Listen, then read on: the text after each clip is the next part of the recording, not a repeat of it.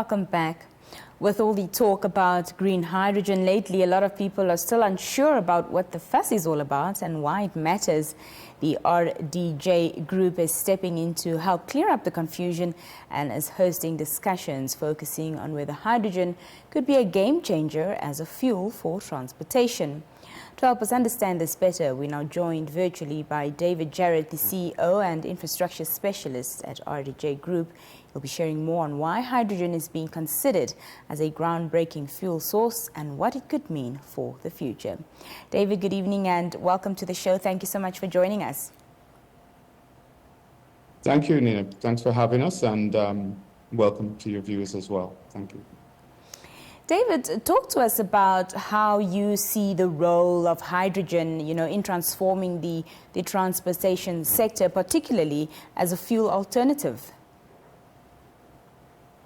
All right, so thanks for that question. So firstly, so that we prevent any confusion, I don't see it as a transformation of the sector in terms of saying that, it has genuinely transformed. So you're going to see flying cars and stuff like that. But as a fuel and using it as fuel switching, then of course it is a genuine game changer from that perspective. So I see it more as a fuel game changer. How long would this transition from fossil fuels to green energy take, David? And how are the oil-based economies viewing this? All right, so that is one that I forgot to bring my crystal ball to give you an exact answer in terms of that. But it will depend a lot. So it will depend first and foremost on equipment manufacturers. It will depend on, of course, how society views switching to these new fuels. People might be scared.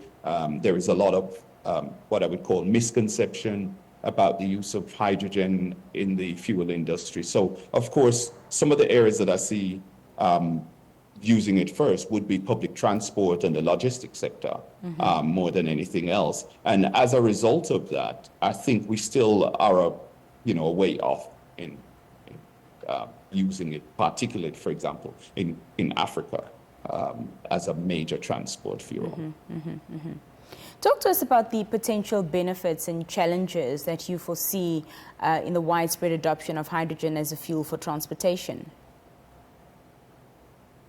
All right, so having said what I have previously, I do see it as a game changer, as a fuel, and therefore the benefits for society is having a fuel that will be around essentially forever, that can be produced using sustainable energy methods and materials. So that is the key pillar on which it rests. So with widespread use, and as I said, it has to be adopted first. So with widespread use, then countries can reduce having to transport fuels over long distances because it can be locally produced.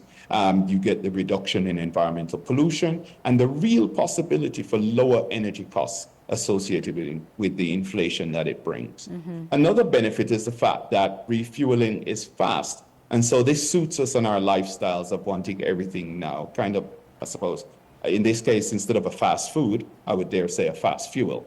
And then the traditional internal combustion engines tend to make vehicles heavier, which makes them less efficient. So I'm not knocking them in terms of what they've done over the more than a century that they've been around. But we have to understand with hydrogen-powered vehicles now, we have fuel cells which convert energy to electricity more efficiently. If I may, I'd like to add also, to really understand the impact, society must ask itself some questions like, what would it use if oil became too expensive for whatever reason, or worse, became unavailable?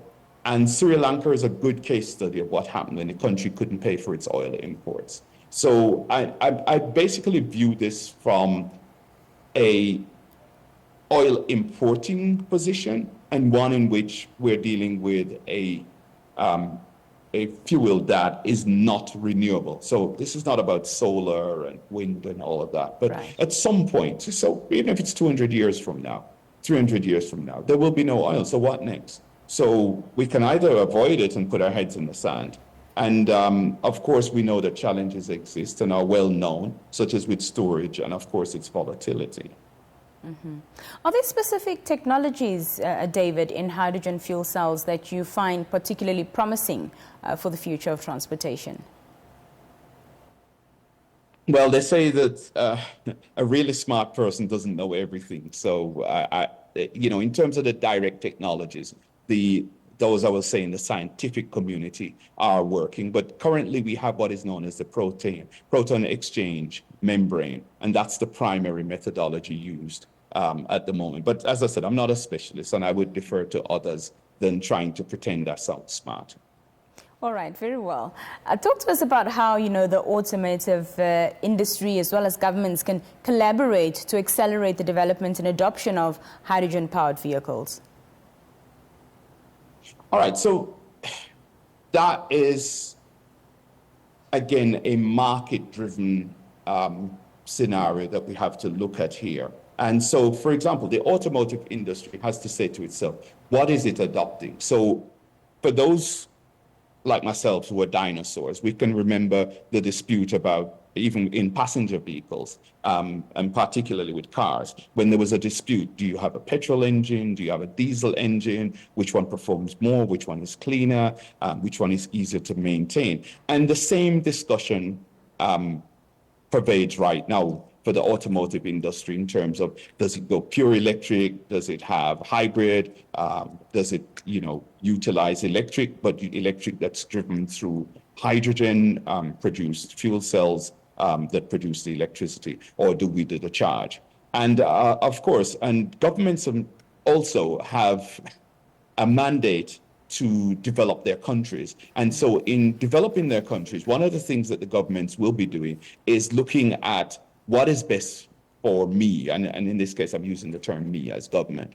And so you will find that where countries will benefit, and I could see countries, for example, that are not close to the sea, because there is this misnomer that you need to use desalination from seawater only. Mm-hmm. But there is a possibility for countries that have access to free-flowing rivers and at the same time access to renewable energy to produce that, the hydrogen, that they could say, well, okay, instead of, we're landlocked, so Zambia, Zimbabwe, Botswana become key countries that I could discuss, and Malawi also.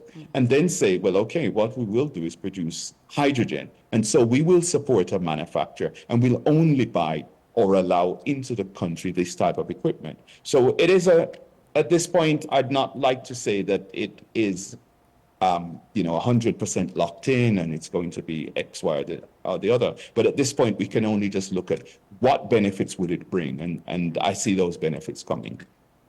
And in your opinion, what are the key factors influencing the feasibility and also the scalability of hydrogen as a mainstream fuel for transportation?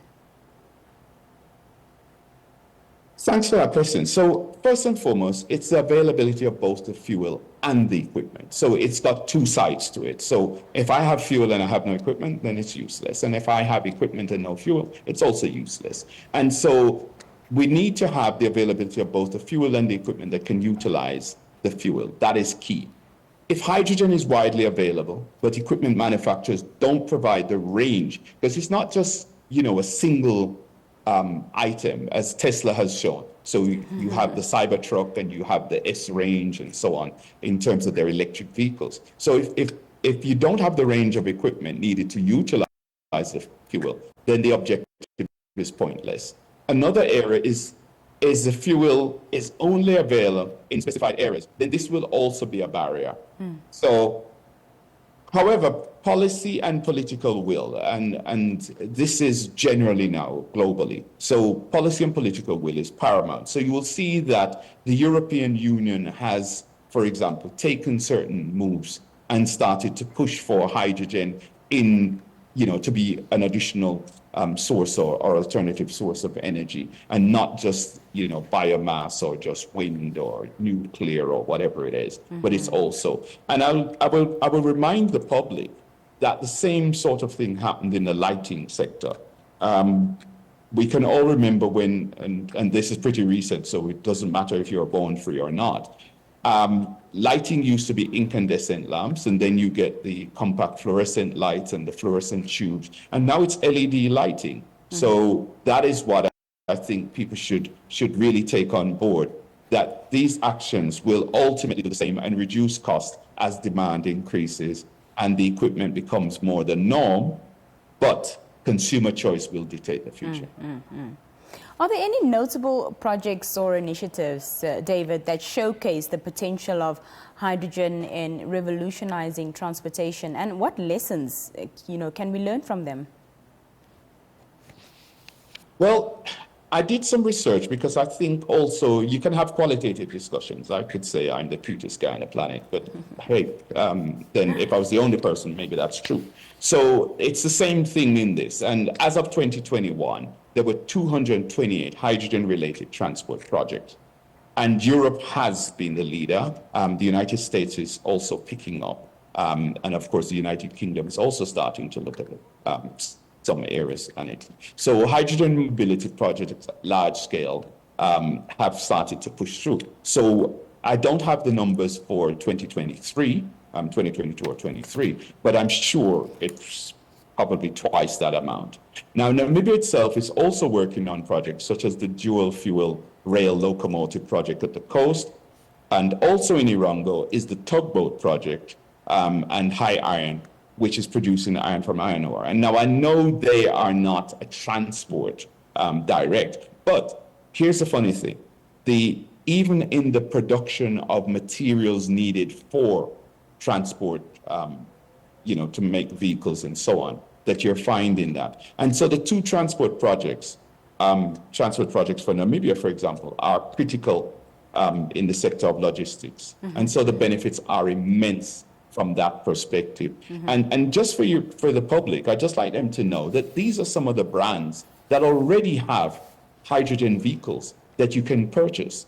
Scania, BMW, Honda, Toyota, Hyundai, Audi, Lexus. And I mean, I could have found a larger list, but they're all brands that we're familiar with. They're brands that we use, brands that we know. So that's just to give a taste of what they are, what is out there. You mentioned earlier that policy and political will plays a crucial role, in making this a reality. So are there specific policy measures or regulatory frameworks that you believe, could further incentivize, the adoption of hydrogen technology in the transportation industry? Sure. Look, one of the things when we have these discussions is that they seem to be isolated issues. And so, again, I would draw another parallel. So the telecommunications industry has the ability for now discussing things like 5G. We have, in particular, fiber optic as an example.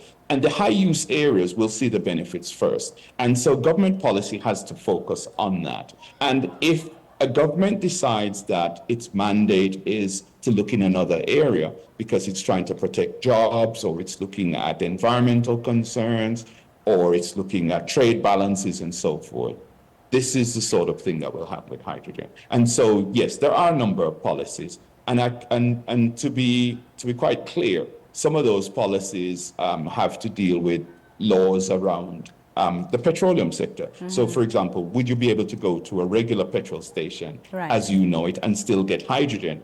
Would we be able to have the two fuel sources combined in the same place? It's the same discussion with electricity. Do you have electric charging at a petrol station when you have flammable gases available? The same sort of thing will happen also in gas policies, because there are gas laws in terms of who can have it, how much you can have, and so on. And yes, these will have to be amended globally. David Jarrett, it was a pleasure having you with us. Thank you so much for your time, and thank you for joining us this evening. It's a pleasure, and thank you very much for having us. Talk to you soon. Thank you. Well, there you have it. Soon we come